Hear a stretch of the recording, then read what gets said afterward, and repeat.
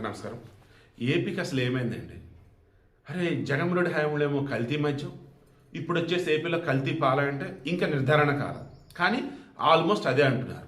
రాజమండ్రిలో ఏకంగా కోరుకొండకు చెందినటువంటి నర్సాపురం గ్రామానికి చెందినటువంటి గణేష్ అనుకుంటా, ఈ రాజమండ్రిలో చౌడేశ్వర నగర్, స్వరూప్ నగర్, వెంకటేశ్వర నగర్ అక్కడ మొత్తం 150 కుటుంబాలకు ఆయన పాలు పోసారట. అందులో కృష్ణవేణి, కనకరత్నం ఒకరు 70 సంవత్సరాలు, ఒక 80 సంవత్సరాలు చనిపోయారు పాపం. 3 సంవత్సరాలు బిడ్డగా డయాలసిస్ నడుస్తుంది. అనూరి అని చెప్పేసి మీకు యూరిన్ బయటికి రాదు. మరి యూరిన్ రాకుండా ఎలా అంటే కిడ్నీలు పాడేది. దానితో ఇప్పుడు 11 మంది 12 మంది ఆసుపత్రికి పాలయ్యారు.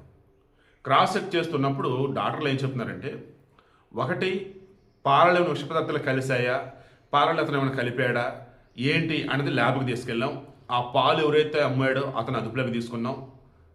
తర్వాత ఎక్కడైతే వీళ్ళు ఈ రకంగా మూత్రం రాకుండా ఆసుపత్రి పాలైన వారు ఉన్నారు, పాపం అందులో ఇద్దరు వెంటిలేటర్ మీద ఉన్నారట. కొంచెం ప్రైవేట్ ఆసుపత్రి, కొంచెం గవర్నమెంట్ హాస్పిటల్ జాయిన్ అయ్యి ఉన్నారు. సో కిడ్నీల తాలూకు ప్రాబ్లం, వామిటింగ్స్, మోషన్స్, ఇలా చెప్పుకుంటూ వెళ్ళే రకరకాల problems.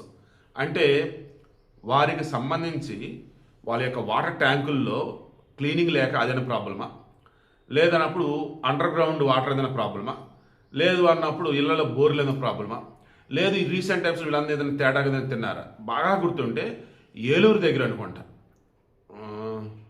2 years back 3 years back ఇటువంటిదే వచ్చింది. ఏంద్రా అని చూస్తే నీరు పై కెమికల్ కంపెనీ నుంచి వచ్చే దానిని, ఆ వాటర్ని వీళ్ళకి సంబంధించి వాడే దానిలో వాడారు, దానివల్ల ప్రాబ్లం వచ్చింది.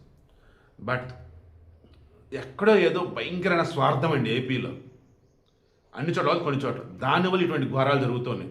అది కల్తీ పాల, లేదన్నప్పుడు ఏదైనా వాళ్ళు తాగే వాటర్లో ప్రాబ్లం ఇంకా డిటెక్ట్ అయితే కాదు. బట్ ఘోరాతి ఘోరంగా మూత్రం కూడా రాకుండా ఆగిపోయి చనిపోవటం ఏంటి, ఏకంగా 10 మంది 15 మంది ఆసుపత్రి పాలవటం ఏంటి. దయచేసి తినే తిండి, తాగే నీరు, పాలు అన్నీ కూడా అన్నీ కరెక్ట్గా ఉండేది క్రాస్ చెక్ చేసుకుని వాడుకోండి. ₹1 తక్కువ వస్తుంది కదని చెప్పేసి ఎక్కడ పడితే అక్కడ కొనకండి.